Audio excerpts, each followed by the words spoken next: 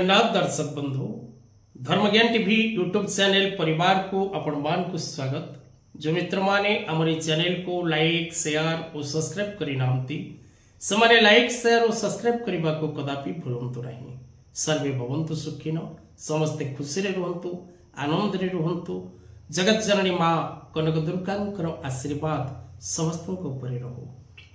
तब दर्शक बंधु आज कार्यक्रम माध्यम आम आलोचना करबा कन्या राशि बृहस्पति चलन 2025 गुरु चलन 2025 किपरि रहिबो।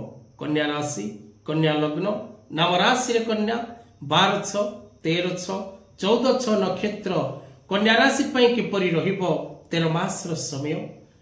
गुरु गोचर 2025 किपरि रहिबो कन्या राशि रो भविष्यफल कौन रही कन्या राशि राशिफल 2025 कौन रही कन्या राशि भविष्यवाणी 2025 कौन रही कन्या राशि भाग्यफल 2025। तेज दर्शक बंधु आसतु जानिबा वर्ष 2025 गुरु गोचर किपरि रहिबो प्रत्येक कन्या राशि एवं कन्या नक्षत्र व्यक्ति विशेष मानक पाई।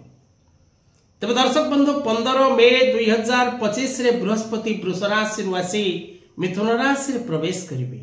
आपनक राशि पाई गुरु ग्रह चतुर्थ एवं सप्तम भावर स्वामी ग्रह दशम भाव रे गोचर करिवे। तेणु कर्म स्थान रे पितृ स्थान रे गोचर करिवे ग्रह बृहस्पति। तेज दर्शक बंधु गुरु ग्रहंकर एही गोचर रे गुरु ग्रह दशम भाव रे विराजमान करी आपनक राशि दशम रे गुरु गोचर करिवे एवं दशम भाव रे गुरु ग्रह विराजमान करी विशेष करी आपनक जन्म जातकर द्वितीय चतुर्थ और षष्ठ स्थान प्रति पूर्ण दृष्टि प्रदान करिवे। कारण देवगुरु बृहस्पतिंकर तीनोटी दृष्टि थाए, पंचम दृष्टि सप्तम दृष्टि एवं नवम दृष्टि। गुरु ग्रहंकर तीनोटी दृष्टिर फल शुभ क्षेत्र रे शुभ होता है एवं अशुभ क्षेत्र रे अशुभ होता है। तेज दर्शक बंधु यही गोचर प्रभाव विशेष करी आपनक धन और कर्म क्षेत्र नानादि प्रकार कष्ट प्रदान करिवार जोग सृष्टि करिवो।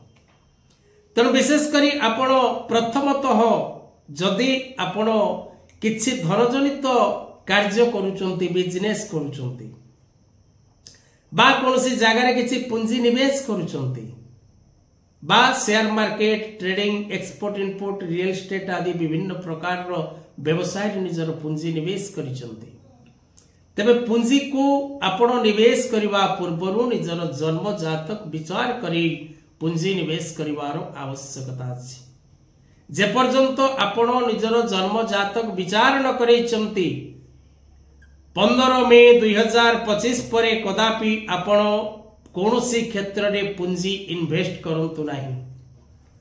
कहीं ना आपणकर अर्थजनित क्षेत्र रे प्रथम बाधा सृष्टि हबो एवं अर्थ प्राप्ति होतिबा क्षेत्र रु बाधा उत्पन्न हबो।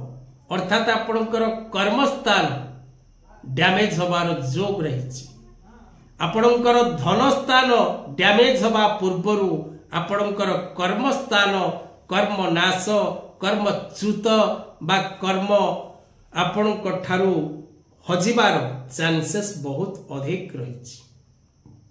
तेणु जो माने सरकारी बा बेसरकारी कर्म क्षेत्र रे अछंती बा प्राइवेट सेक्टर रे निजस्व किछि कार्य करूचंती आपणकर कर्ममय जीवन रे नानादि प्रकार कष्ट आपणक निकट को आसीबो। से सबरु दूरे रहिबा को आपण चेष्टा करिवे।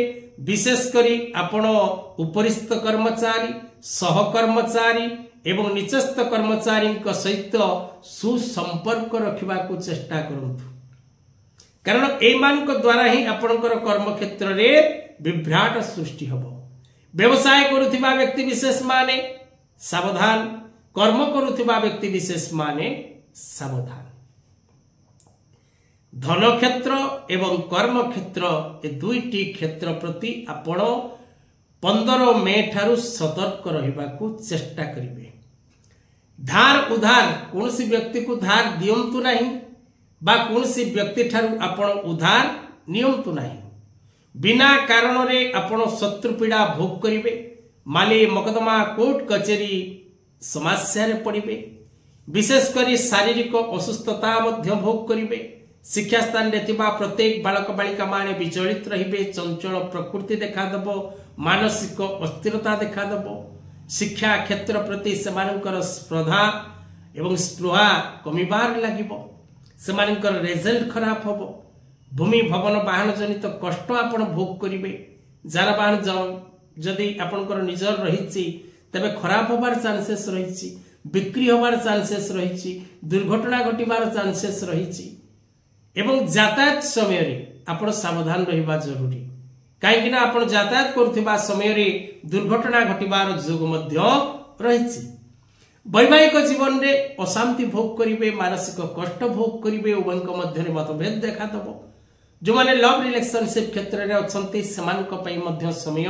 शुभंकर नुहे रिलेशनशिप रे अंडरस्टैंडिंग कम रहिबो तेनु आपणक पई विशेष करी समय शुभकारक नुहे तेणु भावी चिंती जगी रही चलवा को चेष्टा करंतु वर्षटी को संपूर्ण भाव रे काटिबा पई प्रत्येक दिन ओम नमः शिवाय मंत्र उच्चारण करंतु ओम ह्रीं दुर्गे दुर्गे रक्षणी स्वाहा मंत्र उच्चारण करंतु ओम नमो भगवते वासुदेवाय मंत्र उच्चारण करंतु वृंदावती ठारे जल दियंतु किन्नर मान को निज शक्ति अनुसार साहाय्य करंतु अन्न वस्त्र दान करंतु एवं माँ त्रिशक्ति त्रिदेव जंत्र कवच निज नाम गोत्र तैयारी करी धारण करंतु उग्रतारा जंत्र कवच धारण करंतु प्रत्येक समय रे शिव दर्शन करंतु पितामातांकर आशीर्वाद नियंतु छोट झियो छुआ मानकु किछि खाद्य सामग्री दान करंतु तेबे आपनकर किछि मात्रा रे शुभ फल प्राप्तिर जोग